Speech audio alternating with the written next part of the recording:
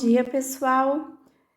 Na aula de hoje, nós vamos finalizar a correção da avaliação somativa do primeiro semestre e também vou corrigir com vocês as questões do trabalho que vocês fizeram na última semana. Por fim, para a aula assíncrona, eu vou disponibilizar um quiz para vocês resolverem, tá certo? Um recado importante que eu gostaria de passar para vocês é que desde o dia 1º de novembro até 20 de novembro, eu vou estar em férias. A única diferença para vocês é que nós não teremos aulas síncronas nesse período e será sempre disponibilizado pelo portal Siga uma aula assíncrona, como essa que eu estou disponibilizando para vocês hoje. Sempre vou deixar disponível também um quiz no valor de 2 pontos, que vai ser cadastrado pelo Siga para que vocês possam resolver dentro do prazo de 7 dias. Atenção! Os alunos que fizerem o quiz no mesmo dia da aula síncrona, ou seja, não deixarem acumular, vão ser avaliados com 2 décimos extras, tá? Vejam que no final do bimestre são muitos pontos extras aí para vocês, porque eu vou manter esse esquema até o final do bimestre, tá certo? Então, dando início à correção, dando continuidade à correção da nossa S, essa questão fala que na combustão do butano, existe um consumo de 2 mol de butano a cada 20 minutos e pergunta quantos mols de dióxido de carbono será produzido em 1 hora. Então, primeira coisa, nessa questão eu já havia dado a equação para vocês, mas aqui eu vou resolver de forma mais aprofundada para vocês irem acostumando com a matéria do ano que vem, tá bom? Butano, gente. Vocês vão estudar os compostos orgânicos no ano que vem? O prefixo but está relacionado com a quantidade de carbonos, né? Então, nós temos met, et, prop, but. 1 carbono, 2, 3, 4. Portanto, butano significa que são 4 carbonos na cadeia. 1, 2, 3, 4. Como o carbono está na família 4A, como vocês podem perceber aqui, ele tem 4 elétrons na última camada. Portanto, precisa de fazer 4 ligações covalentes para poder completar o octeto. E nós completamos tudo isso com o hidrogênio. Posteriormente, vocês vão entender bem por quê, né?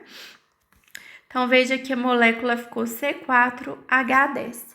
E como que a gente equaciona a combustão? Nada mais do que entra oxigênio e nós vamos formar como produto CO2, porque nós temos carbono e oxigênio, e H2O. O balanceamento é muito simples, eu ensinei para vocês essa regrinha para facilitar, para acertarmos mais rapidamente, né? Nós temos 4 carbonos entrando e 1 saindo. Então, nós temos que multiplicar aqui por 4. Nós temos 10 hidrogênios entrando e 2 saindo. Então, nós temos que multiplicar por 5 aqui, não é? E oxigênio nós temos 2 entrando e 8, 9, 10, 11, 12, 13 saindo. Então, aqui a gente pode colocar 13 sobre 2. E assim a nossa equação já está balanceada. E aí a questão fala o seguinte: se houver um consumo de 2 mol de butano a cada 20 minutos, o número de mol de dióxido de carbono produzido em 1 hora será de quanto? Bom, vamos analisar para 20 minutos, né? Veja, gente, que o coeficiente estequiométrico do metano vale 1. E o coeficiente estequiométrico do gás carbônico, né, do CO2, vale 4. Então, para cada metano consumido, produz-se 4 CO2. Portanto, aqui, fazendo a mesma proporção, se 1 está para 4, 2 está para X. Então, veja que nós vamos ter 4 vezes 2, 8 mol de CO2 a cada 20 minutos. Lembrando, gente, que os coeficientes estequiométricos estão na mesma proporção que o número de mols, né? Se fosse a massa, nós não poderíamos fazer isso de forma direta, nós precisaríamos transformar a massa em mol com base na massa molar. Então, fica 8 mol de CO2 a cada 20 minutos. 60 minutos tem 3 vezes 20 minutos, né? Então, 8 vezes 3 dá quanto? 24 mols de CO2. Portanto, a resposta correta seria a letra C. Certinho, gente? Façam a regra de 3 direitinho, passo a passo. Eu vou até apagar aqui para vocês, tá? Só para já deixar organizadinho, para que se alguém não tiver acompanhado o raciocínio, possa fazer tranquilamente. Então, veja, ó, 1 mol de C4H10 está para 4 mol de CO2. Portanto, 2 mol de C4H10 está para X, né? E aí, a segunda continha que a gente fez foi a seguinte. Se 8 mol de CO2 está para 20 minutos, Y mol está para 60 minutos. E aí, nós descobrimos que Y foi igual a 24 mol, né? Portanto, a resposta final ficou 24 mol por hora. Outra questão que teve uma incidência de erros bastante grande, veja que a minoria respondeu letra C, né? Essa aqui é de termoquímica, que envolve a absorção ou liberação de calor com as reações químicas. Analisando essa reação de explosão, pergunta-se quanto de energia é liberada ou absorvida. Então, gente, prestem bastante atenção. Ele fala o seguinte, na decomposição de 1 mol do sal. Então, vejam, o sal é esse aqui. Ele está com o coeficiente estequiométrico 2. Veja que na pergunta está perguntando para o coeficiente de 1, né? Então, nós precisamos de fazer uma continha aí. Veja que a quantidade de energia está em negativo. Significa que a reação é exotérmica. Ou seja, ela libera calor.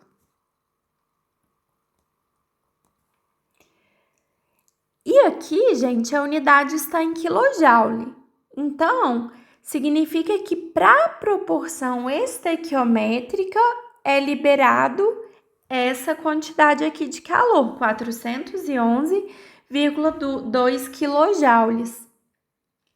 Portanto, pessoal, vejam, se está em proporção estequiométrica, essa quantidade de quilojoules é relativa a esse coeficiente aqui de 2. E na questão está perguntando para 1. Então, fica o seguinte, menos 411,2 quilojoules está para 2 mol de sal, NH4NO3, assim como X está para 1 mol de sal. Portanto, X vai ser 1 vezes menos 411,2 dividido por 2, que vai dar o quê? Menos 205,6 quilojoules. Portanto, letra C. Bastante simples essa questão. 27. Ao observar a figura dessa questão, assinale a alternativa que apresenta a entalpia de combustão do SO2. Então, vejam, gente, o SO2 está sofrendo combustão, portanto, nós temos que acrescentar oxigênio e vai formar o quê? Somente SO3, porque nós não temos carbono, não temos hidrogênio, né? Então, aqui vai formar SO3. Então, vejam comigo, o S está 1 para 1. O O, nós temos 3 oxigênios saindo e 4 entrando. Então, veja que basta a gente colocar o coeficiente estequiométrico de 1 sobre 2 aqui, que nós já obtivemos, então, a nossa reação balanceada, tá certo? Gente, vejam comigo. Ele está perguntando qual que vai ser a entalpia de combustão, ou seja, o ΔH de combustão dessa reação. Nós temos esse diagrama aqui que representa as entalpias de algumas situações, para que a gente possa utilizar aquelas que forem mais adequadas para o nosso problema. Veja, pessoal, aqui nós temos a linha exatamente dos nossos produtos. E aqui, nessa outra, nós temos a linha dos nossos reagentes, né? Então, são as duas condições que a gente precisa de considerar. O ΔH não é igual a H final menos H inicial? Então, fica o quê? O H final vai ser o produto, vai ser menos 94 menos 71. Ou seja, menos 94 mais 71, que vai dar exatamente menos 23 quilocalorias. Bastante simples também. E, gente, sempre que tem exercício de diagrama, vocês erram muito. Então, prestem bastante atenção. Agora, corrigindo o trabalho da última semana. Faça a distribuição eletrônica dos elementos que constituem o HCl, portanto, a distribuição do H e do Cl.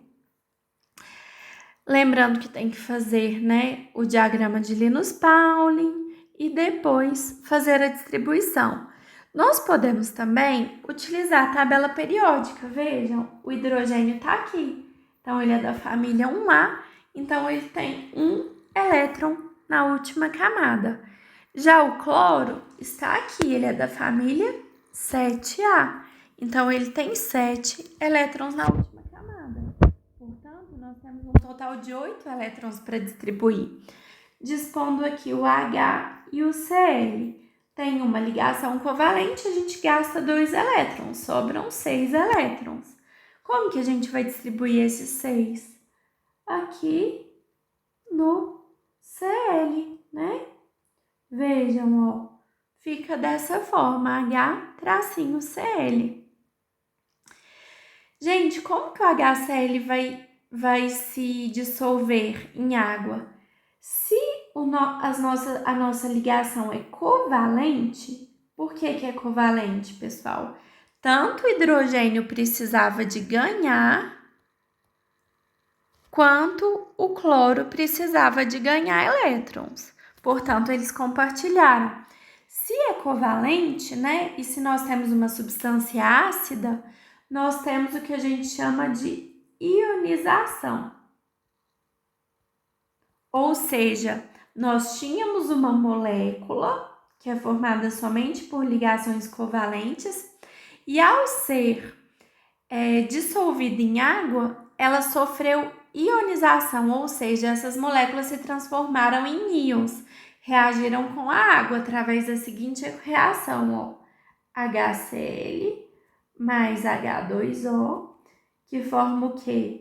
H3O+, que é o íon hidrônio, mais Cl-. Então, veja, gente, que houve uma alteração na constituição química, porque a água se transformou nesse íon hidrônio aqui. E o HCl, ó, esse Cl não era um íon, e agora ele se transformou no íon Cl-. Então, essa aqui é a nossa reação química de ionização. Esse tipo de reação química vai acontecer somente com substâncias covalentes, ou seja, com moléculas. Elas eram moléculas e se transformaram em íons. Portanto, houve sim alteração nessa constituição química, tá certo? Aqui, ó, nesse H3O+, nós tínhamos o quê? Somente H2O, né? E aí, esse próton, esse hidrogênio que estava ligado ao cloro, veio aqui e passou a se ligar a esse oxigênio da água, formando uma carga positiva, tá certo? Que é o que a gente chama de íon hidrônio. Então, esse é o processo de ionização de substâncias covalentes ou moleculares. Nessa segunda questão, eu pedi para vocês fazerem o mesmo com o ácido arsenioso, H3ASO3. Então, vejam, gente, o arsênio tá aqui, ó, na família 5A. Portanto, ele tem 5 elétrons na última camada. O oxigênio tá na família 6A. 6 elétrons na última camada. E o hidrogênio na 1A. 1 elétron. Então, qual que é o total de elétrons que a gente tem para distribuir? 3 mais 5 mais 18, que dá quanto? 26 elétrons. Então, vamos colocar aqui o átomo central. São 3 oxigênios. E lembrando que os hidrogênios sempre gostam de ficar pertinho do oxigênio, porque eles têm uma diferença de eletronegatividade muito grande. Quantas ligações covalentes nós distribuímos? 1, 2, 3, 4, 5, 6. Lembrando, gente, que cada ligação covalente, ó, vai ter 1, 2, 3, 4, 5, 6, 7, 8, 9, 10, 11, 12. 2 elétrons, portanto, vai totalizar aqui 12 elétrons. Tá sobrando quanto? 12, 22, 23, 24, 25, 26. Tá sobrando 14 elétrons. Vamos completar os octetos dos átomos periféricos, né? Cada oxigênio, o hidrogênio tá ok, tem 2 elétrons. O oxigênio, 1, 2, 3, 4, 5, 6, 7 e 8. Esse aqui vai ter 4 elétrons. Esse aqui também, né? Veja que todos esses elétrons que estão na ligação covalente estão sendo usufruídos pelo oxigênio. Então, a gente conta 1, 2, 3, 4, 5, 6, 7, 8. Nesse oxigênio de baixo, 1, 2, 3, 4, 5, 6, 7, 8. Totalizou quantos? 1, 2, 3, 4, 5, 6, 7, 8, 9, 10, 11, 12 elétrons. Sobrou então quantos? 2 elétrons aqui no átomo central.